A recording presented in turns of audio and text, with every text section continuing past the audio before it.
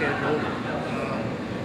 What we're doing is bringing in representatives of different agencies, both state and federal agencies, to tell them what programs are available for farmers and give them a little insight into these programs. And not going into a lot of detail, but give them enough overview that if they've got questions, they can get back with us. They know who to contact now about these different programs.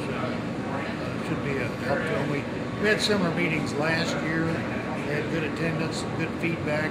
We've added to the number of speakers that we've got this year to provide a little. First thing is, what do you see as the biggest thing that the farmers can do, just one thing, to help with renewable energy?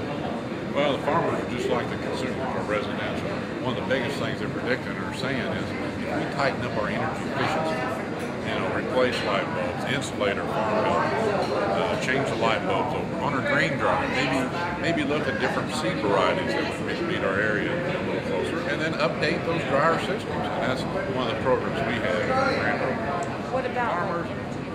We need to tighten up around the farm field a little bit. We're still leaving a lot of lights on all night long. We still got a lot of the old style lights. We still got a lot of old motors, capacitor starters. A lot of that stuff's new and changing. Appreciate everybody being here today. A lot of you were here last year.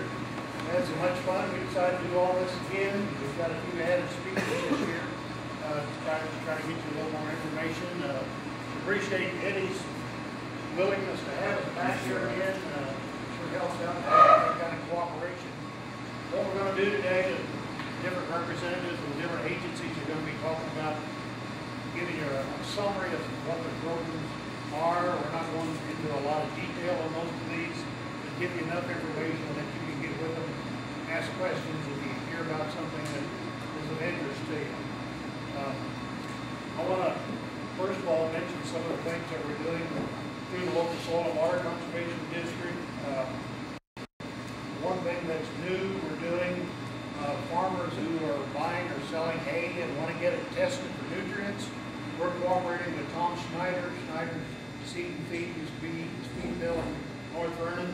Tom has been testing at his cost to clients, so farmers can get nutrient value of their hay, get a lot better idea of what you got there. Also, we're continuing our cost share for soil testing.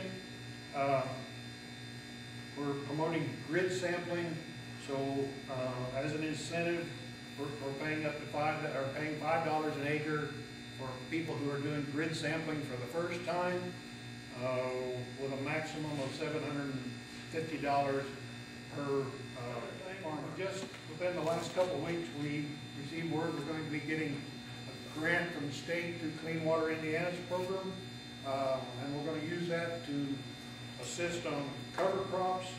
There's been a lot of talk lately about the value of cover crops, of course, not just reducing soil erosion, but keeping your nutrients from leaching out of the soil. Tremendous value there. Colonel, up front we're talking about what you can really use it for. It's two parts. You either use it to do renewable energy, like a solar panel, or passive solar, or we've done some farm shops up north where they went on top of this floor like this.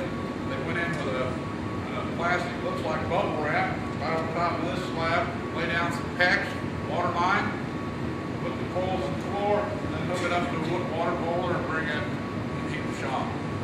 Saves them a lot of electricity, or saves them a lot of energy. Some of those grain dryers. We probably did about 80 grain dryers now across state Indiana. If you've got a grain dryer that's over 10 years old, you might want to be checking with fuel prices and last year's harvest. They're showing payoff in them 2 or 3 years on return on investment. Now, how much can you qualify for? Up to 25% of the project. So if you're looking at a $60,000 project, let's do $80,000. It's easy. My math's not that good without my truck bag, okay? So if you're looking at an $80,000 project, you could qualify for up to $20,000, but that's a grant.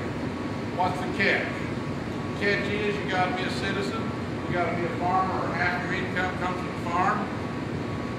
You got to own it when it's done. You got to own the property it sits on. The other half of that is renewable, like I was telling you. That's where we use like the sun or something to start providing energy for your farm.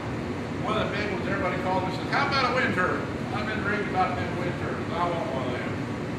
Right now in southern Indiana, we don't have enough wind. We've got enough people, but we don't have enough wind, okay? The technology's getting a lot stronger. The turbines, you see all the turbines up north, most of those are huge, have set by on a crane, and it's a pretty big undertaking. What they're coming up with now, there's some in Pennsylvania, they're called a tip-up. And they're on a lot shorter tower. You can bring them up with a tractor or a wrecker. You don't have to have that big crane out there. It's a lot easier to hook into your existing